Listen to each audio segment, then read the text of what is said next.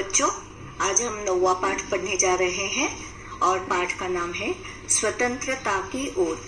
उसकी लेखिका है सुभद्रा सेन गुप्ता और अनुवाद है मनीषा चौधरी जी का। ये कहानी स्वतंत्रता की ओर एक ऐसे आंदोलन के वक्त की है जो अंग्रेजों के खिलाफ चलाया गया था, जिसका नाम था नमक सत्याग्रह। महात्मा गांधी द्वारा चलाए गए प्रमुख आंदोलनों में से यह एक था। 12 मार्च 1930 को अहमदाबाद के पास के साबरमती आश्रम से दांडी गांव तक 24 दिनों का पैदल मार्च था। अंग्रेजों ने नमक पर कर लगाने की सोची। कर यानी टैक्स।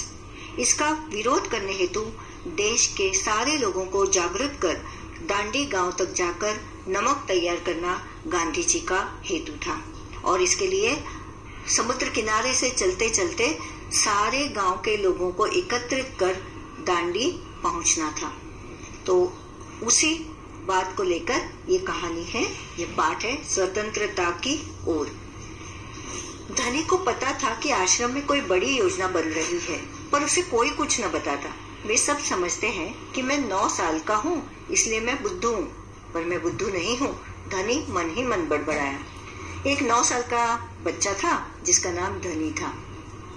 आश्रम में ही रहता था और वो जानता था कि आश्रम में कुछ न कुछ बात जरूर है। कई लोग आए हुए हैं, गांधी जी से, महात्मा गांधी जी से मिलकर सोच विचार मशवरा कर रहे हैं। जरूर कुछ बात है, पर मुझे कोई नहीं बताता, मैं छोटा हूँ। ऐसा समझकर सब लोग अपने में मग्न रहते हैं। धनी और उसके माता पिता, धनी कौन था? एक 9 साल का बालक। धनी और उसके माता पिता बड़ी खास जगह में रहते थे, अहमदाबाद के पास महात्मा गांधी के साबरमती आश्रम में, जहाँ पूरे भारत से लोग रहने आते थे। गांधी जी का नाम सभी को पसंद है, सभी को पता है। महात्मा गांधी साबरमती आश्रम और वर्धा में, नागपुर में जो वर्धा है, वहाँ दूसरे आश्रम में भी रहते थे। पूरे देश भर उनका दौरा चलता रहता था। तो अहमदाबाद के पास साबरमती आश्रम में ये धनी नाम का छोटा लड़का रहता था। गांधी जी की तरह वे सब भी भारत की स्वतंत्रता के लिए लड़ रहे थे। भारत तब आजाद नहीं था, अंग्रेजों के हाथों गुलाम बन गया था और अंग्रेज अपनी मनमानी कर रहे थे। किसी भी तरह अहिंसा सत्याग्रह के आंदोलन से देश को अंग्रेजों के चंगुल से छुड़ाना हर एक भारत का नागरिक अपना परम कर्तव्य समझता था। जब वे आश्रम में ठहरते तो चरखों पर खादी का सूत काटते, भजन गाते और गांधी जी की बातें सुनते। कई लोग भारत की पूरे भारत भूमि से साबरमती आश्रम में रहने आते। गांधी जी के विचारों से वो बहुत प्रेरित थे, तो वहाँ खाना, वहाँ रहना, सूत काटना और भजन गाना, गांधी जी की बातों पर भरोसा करना कि इसी तरह से हमें अहिंसा के मार्ग से ही आजादी प्राप्त होगी। साबरमती में सबको कोई न कोई काम करना होता। खाना पकाना, बर्तन धोना, कपड़े धोना, कुएं से पानी लाना, गाय और बकरियों का दूध धोना और सब्जी उगाना। इस तरह से सबको काम बांटे हुए थे। जो इंसान जो काम कर सकता था, जो उसके बस का हो, वो काम उसे दिया गया था। कोई मुफ्त में वहां रहना पसंद भी नहीं करता था और गांधी जी के नियम के अनुसार सभी काम सुचारू रूप से चल रहे थे। और धनी का क्या काम था? धनी का काम था बिन्नी की देखभाल करना। अब बिन्नी कौन थी? बिन्नी आश्रम की एक बकरी थी। धनी को अपना काम पसंद था क्योंकि बिन्नी उसकी सबसे अच्छी दोस्त थी। धनी को उससे बातें करना अच्छा लगता था। उस दिन सुबह धनी बिन्नी को हरी घास खिलाकर उसके बर्तन में पानी डालते हुए बोला। अब बिन्नी से वो बातें भी करता। और कौन था जो उसकी बातों पर ध्यान रखता, उसकी बातों को सुनता? तो बिन्नी से उसने क्या कहा? कोई बात जरूर है बिन्नी। वे सब गांधी जी के कमरे में बैठकर बातें करते हैं।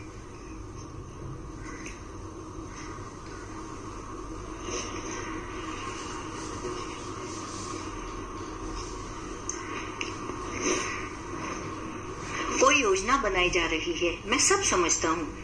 बिन्नी ने घास चबाते हुए सिर हिलाया, जैसे कि वो सब जानती हो। इस तरह से धनी ने बिन्नी से कहा कि मैं जानता हूँ गांधी जी के कमरे में कई लोग आए हुए हैं, बातें कर रहे हैं, विचार विमर्श कर रहे हैं और कुछ तो कुछ है, योजना है। बिन्नी ने भी हाँ में सर हिलाया जैसे वह धनी की बात समझ रही हो। धनी को भूख लगी। कूदती फांती बिन्नी को लेकर वह रसोई घर की तरफ चला। उसकी माँ चूल्हा फूंक रही थी और कमरे में धुआं भर रहा था। अम्मा, क्या गांधी जी कहीं जा रहे हैं? उसने पूछा। मतलब ये धनी नाम का जो लड़का है अपने माता पिता के साथ आश्रम में रहता था, तो माँ को खाना बनाने का काम दिया था, धनी को बिन्नी को संभालने का काम दिया था। अब देखे, खांसते हुए माँ बोली, वे सब यात्रा पर जा रहे हैं। यात्रा? कहाँ जा रहे हैं? धनी ने सवाल किया। समुद्र के पास कहीं। अब सवाल पूछना बंद करो और जाओ यहाँ से धनी, अम्मा जरा गुस्से से बोली। पहले मुझे खाना पकाने दो। धनी सब्जी की क्यारियों की तरफ निकल गया। आश्रम के लिए जरूरत की सब्जियां, अनाज, फल वहीं पे उगाए जाते थे और उन्हीं का इस्तेमाल आश्रम के रोज के खाने में होता था। स्वयं स्वावलंबन जिसको कहते हैं, वो बात आश्रम में पूरी तरह से होती रहती, इसलिए जो सब्जियां वहां लगाई जाती वही खाने में इस्तेमाल होती। धनी सब्जी की क्यारियों की तरफ निकल गया जहां बूढ़ा बिंदा आलू खोद रहा था। बिंदा चाचा, अब एक चाचा जैसे हम किसी को भी बुलाते हैं वैसे उसने बिंदा चाचा को बुलाया। धनी उनके पास बैठ गया। आप भी यात्रा पर जा रहे हैं क्या? बिंदा ने सिर हिलाकर मना किया। उसे कानों कान खबर थी कि इस तरह से गांधी जी, महात्मा गांधी जी कहीं यात्रा पर जा रहे हैं और उसकी माँ ने थोड़ा सा बताया कि योजना बनाई जा रही है ना, तो समुद्र के पास कहीं जाया जा रहा है। वो भी जाना चाहता था लेकिन सबको लगता वो बहुत ही छोटा है। तो बिंदा ने पूछा, आप भी यात्रा पर जा रहे हैं क्या? बिंदा ने सिर हिलाकर मना किया। उसके कुछ बोलने से पहले धनी ने उतावले होकर पूछा, कौन जा रहे हैं? कहाँ जा रहे हैं? क्या हो रहा है? बिंदा चाचा ने खोदना रोक दिया और कहा, तुम्हारे सब सवालों के जवाब दूंगा, पर पहले इस बकरी को बांधो, मेरा सारा पालक चबा रही है। वहाँ मूली, गाजर, पालक, मेथी, इस तरह की सब्जियां, हरी सब्जियां भी उगाई जा रही थी। तो जो बिन्नी थी वह पालक खा रही थी। धनी बिन्नी को खींच कर ले गया और पास के नींबू के पेड़ से बांध दिया। फिर बिंदा ने उसे यात्रा के बारे में बताया। गांधी जी और उनके कुछ साथी गुजरात में पैदल चलते हुए दांडी नाम की जगह पर समुद्र के पास पहुंचेंगे। तो क्या योजना थी? गांधी जी अपने कुछ साथियों के साथ दांडी गांव तक समुद्र किनारे चल कर पहुंचेंगे और जाते वक्त आजू बाजू के जहां से उनका रास्ता होगा उस रास्ते से जितने लोग साथ में मिलेंगे उनको साथ लेकर उस समुद्र किनारे पहुंचकर नमक लेना था। दांडी नाम की जगह पर समुद्र के पास पहुंचेंगे। गांवों और शहरों से होते हुए पूरा महीना चलेंगे। दांडी पहुंचकर वे नमक बनाएंगे। नमक? धनी चौंक कर उठ बैठा। नमक क्यों बनाएंगे? वह तो किसी भी दुकान से खरीदा जा सकता है। हाँ मुझे मालूम है, पर महात्मा जी की एक योजना है। यह तो तुम्हें पता ही है कि वह किसी बात के विरोध में ही यात्रा करते हैं या जुलूस निकालते हैं, है ना? हाँ बिल्कुल सही, मैं जानता हूँ। वे ब्रिटिश सरकार के खिलाफ सत्याग्रह के जुलूस निकालते हैं जिससे वे उनके खिलाफ लड़ सके और भारत स्वतंत्र हो जाए। भारत की एक एक जनता को पता था कि देश को आजाद करना महात्मा गांधी जी का एकमेव ध्येय था और उसके लिए अहिंसा, सत्याग्रह, आत्मनिर्भरता आदि चीजों को लेकर इस काम में वे जुड़े हुए थे। लेकिन किसी भी तरह से भारत से अंग्रेजों को निकाल भगाना उनका एक मोटो या एक मेन उद्देश्य था। वे ब्रिटिश सरकार के खिलाफ सत्याग्रह के जुलूस निकालते हैं जिससे कि उनके खिलाफ लड़ सके और भारत स्वतंत्र हो जाए। पर नमक को लेकर विरोध क्यों करें? यह तो समझदारी वाली बात नहीं है। बिल्कुल धनी, क्या तुम्हें पता है कि हमें नमक पर कर देना पड़ता है? कर यानी टैक्स। हर एक चीज पर हमें टैक्स देना पड़ता है और वो गवर्नमेंट के पास चला जाता है पैसा, और उन्हीं पैसों से हमारे लिए आज जो हम देखते हैं कि कई तरह की सुविधा सरकार हमें देती है, जैसे गरीबों के लिए मुफ्त शिक्षा, कम पैसों में राशन और रास्ते बनाना, माफ करना, ये सारे काम उन्हीं पैसों से किए जाते हैं। नमक की जरूरत सभी को है, इसका मतलब है कि हर भारतवासी गरीब से गरीब भी यह कर देता है, बिंदा चाचा ने आगे समझाया। लेकिन यह तो सरासर अन्याय है। धनी की आंखों में गुस्सा था। हाँ, यह अन्याय है।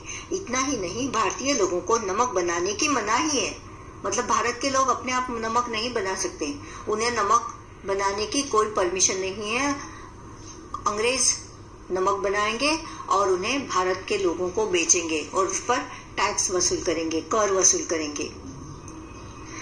महात्मा जी ने ब्रिटिश सरकार को कर हटाने को कहा, पर उन्होंने यह बात ठुकरा दी। इसलिए उन्होंने निश्चय किया कि वे दांडी चलकर जाएंगे और समुद्र के पानी से नमक बनाएंगे, क्योंकि नमक समुद्र के पानी से ही बनता है। समुद्र के पानी को एक चौरस इलाके में सॉल्ट पैन कहते हैं, जिसे जमा कर दिया जाता है। सूरज की गर्मी से समुद्र के पानी की भाप हो जाती है और वहां नमक इकट्ठा होता है। फिर उसे साफ करके हम खाने में इस्तेमाल करते हैं। 1 महीने तक पैदल चलेंगे, धनी सोचकर परेशान हो रहा था। गांधी जी तो थक जाएंगे, वे दांडी बस या ट्रेन से क्यों नहीं जा सकते? क्योंकि यदि वे इस लंबी यात्रा पर दांडी तक पैदल जाएंगे तो यह खबर फैलेगी। तो उसके पीछे इरादा क्या था उनका कि ये खबर चारों तरफ फैलनी चाहिए। नमक पर हमें टैक्स नहीं देना है, ये अन्याय है।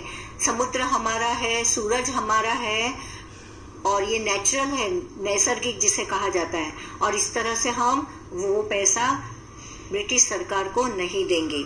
तो ये बात लोगों को पता चले, इसलिए वो दांडी तक बस या ट्रेन से नहीं जा सकते, नहीं जाएंगे। ये चलते चलते लोगों को अपने साथ मिलाकर दांडी तक पहुंचाएंगे। अखबारों में फोटो छपेगी, रेडियो पर रिपोर्ट जाएगी और पूरी दुनिया के लोग ये जान जाएंगे कि हम अपनी स्वतंत्रता के लिए लड़ रहे हैं। और ब्रिटिश सरकार के लिए यह बड़ी शर्म की बात होगी। ये तो एकदम सही बात है। गांधी जी बड़े ही अक्लमंद है ना? धनी की आंखें चमकी। उसे गांधी जी की बात बहुत अच्छी लगी। हाँ, यही सच्चा मार्ग है, यही अच्छा मार्ग है। ये तो एकदम सरासर एकदम बराबर है कि ऐसा ही करना चाहिए था। बिंदा ने हंसकर कहा, हाँ वो तो है ही। दोपहर को जब आश्रम में थोड़ी शांति छाई, धनी अपने पिता को ढूंढने निकला। वह एक पेड़ के नीचे बैठकर चरखा काट रहे थे। पिताजी, क्या आप और अम्मा दांडी यात्रा पर जा रहे हैं? धनी ने सीधे काम की बात पूछी। मैं जा रहा हूँ, तुम और अम्मा यही रहोगे। मैं भी आपके साथ चल रहा हूँ। धनी चाहता था कि वो भी इस दांडी यात्रा में शामिल हो। स्वतंत्रता के लिए जो कुछ करना है मैं भी करूंगा। मैं छोटा नहीं हूँ, मैं भी तुम्हारी तरह दूर दूर तक चल सकता हूँ।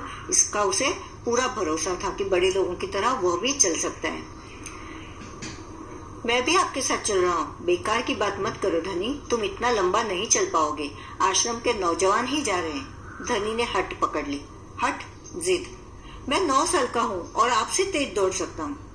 धनी के पिता ने चरखा रोककर बड़े धीरज से समझाया, सिर्फ वे लोग जाएंगे जिन्हें महात्मा जी ने खुद चुना है।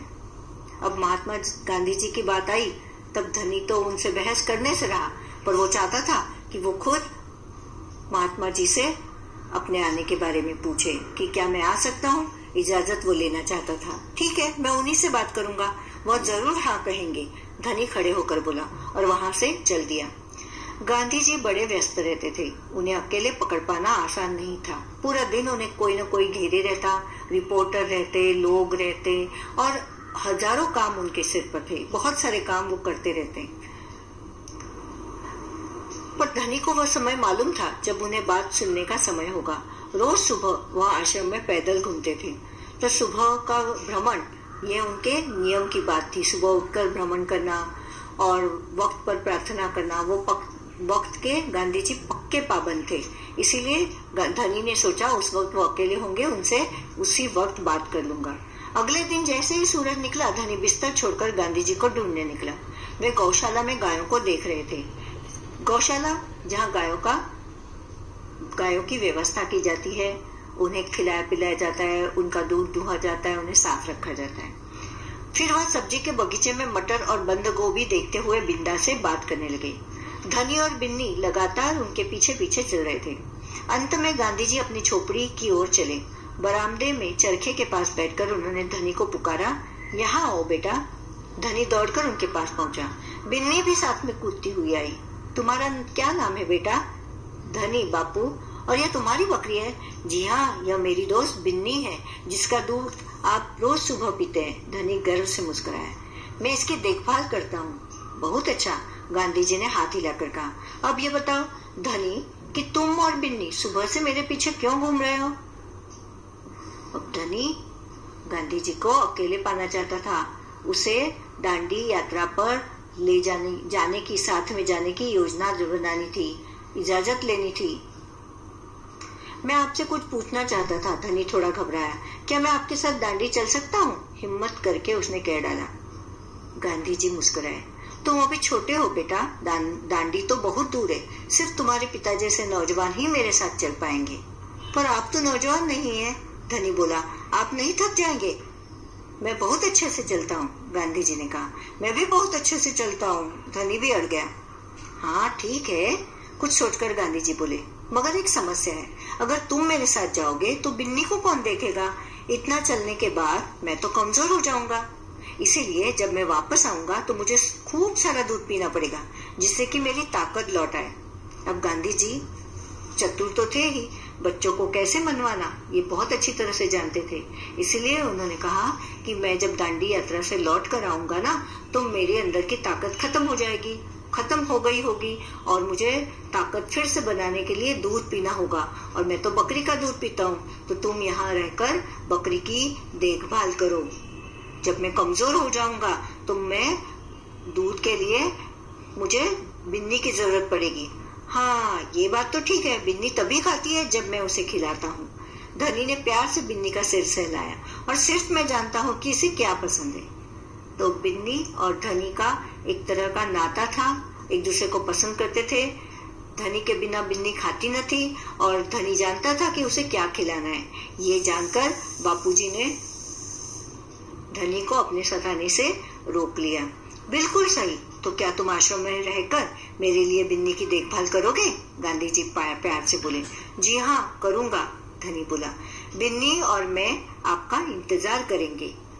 इस तरह से एक छोटे से बच्चे की ये कहानी है, जो स्वतंत्रता संग्राम में अपना योगदान देना चाहता था। और बापू ने किस तरह बड़े प्यार से उसे समझाया कि हर एक इंसान का छोटे से छोटा कार्य ही स्वतंत्रता के कार्य में बड़ा योगदान हो सकता है। बच्चों, कैसी लगी ये कहानी? प्यारे बापू, इस कहानी को पढ़कर तुम्हें बापू के बारे में कई बातें पता चली होगी। उनमें से कोई 3 बातें यहाँ लिखो। जैसे कि हम जानते हैं, बापूजी को महात्मा, राष्ट्रपिता के नाम से सारे संसार में जाना जाता है। तो उनके बारे में 3 बातें कि वे वक्त के पाबंद थे, अन्याय के खिलाफ अहिंसा के मार्ग पर चलने का उन्होंने ऐलान किया था, और तीसरा, रोज सुबह आश्रम में टहलते थे और उसके बाद चरखा काटते थे। धनी की माँ चूल्हा फूंक रही थी। धनी की माँ खाना पकाने के लिए चूल्हे का इस्तेमाल करती थी। नीचे कुछ चित्र बने हैं, इनके नाम पता करो और लिखो। पहला है गैस स्टोव। पूछा है कि इनमें कौन कौन से ईंधन का इस्तेमाल किया जाता है। स्टोव में मिट्टी का तेल इस्तेमाल होता है, जिसे केरोसिन या रॉकेल कहा जाता है। फिर दूसरे है चूल्हा। चूल्हे में लकड़ी जलाई जाती है या उपले यानी गोबर गैस के जो उपले बनाए जाते हैं उसका इस्तेमाल होता है। तीसरा है गैस सिलेंडर, उसमें गैस का इस्तेमाल होता है, एलपीजी गैस का इस्तेमाल होता है। चौथा है कोयले की सिगड़ी है, जिसमें कोयले का इस्तेमाल होता है। हमारे घर में, तुम्हारे घर में खाना पकाने के लिए इनमें से किसका इस्तेमाल होता है? मेरे घर में गैस का इस्तेमाल होता है। कहानी से आगे, नीचे कहानी में आए कुछ शब्द लिखे हैं। कक्षा में 4-4 के समूह में एक एक चीज के बारे में पता करो, और वो 4 शब्द हैं स्वतंत्रता, सत्याग्रह, खादी, चरखा। स्वतंत्रता, अंग्रेजों से मुक्ति पाने हेतु सभी ने मिलकर स्वतंत्रता आंदोलन चलाया। अपने देश के शासन में किसी और की हुकूमत को बर्दाश्त न करना ही स्वतंत्रता है। सत्याग्रह, सत्य के लिए आग्रह ही सत्याग्रह। खादी, हर एक गांव को आत्मनिर्भर बनाने के लिए चरखे पर काटे गए धागे से कपड़ा बुनना खादी का कपड़ा है। चरखा, आजादी की जंग में काम आया एक महान साधन, सूत काटने का लकड़ी का उपकरण। आगे की कहानी, गांधी जी ने धनी से कहा, क्या तुम आश्रम में ही रहकर मेरे लिए बिन्नी की देखभाल करोगे? जब गांधी जी दांडी यात्रा से लौटे होंगे तब आश्रम में क्या क्या हुआ होगा, आगे की कहानी सोचकर लिखो। जब गांधी जी दांडी यात्रा से लौटे होंगे सभी ने उनका भव्य स्वागत किया होगा। दांडी यात्रा कामयाब होने की खुशी में चारों तरफ हर्ष का माहौल था। धनी बिन्नी की देखभाल। धनी ने गांधी जी से सुबह के समय बात करना क्यों ठीक समझा होगा। गांधी जी वक्त के पाबंद थे। वे आश्रम में सुबह पैदल घूमते। इस समय उनसे मिला जा सकता था। पूरे दिन में कई लोग, नेता उन्हें घिरे रहते। तो यही एक वक्त था जिस वक्त धनी ने उनसे बातचीत करना ठीक समझा। धनी बिन्नी की देखभाल कैसे करता था। धनी के पास एक बकरी थी जिसका नाम बिन्नी था।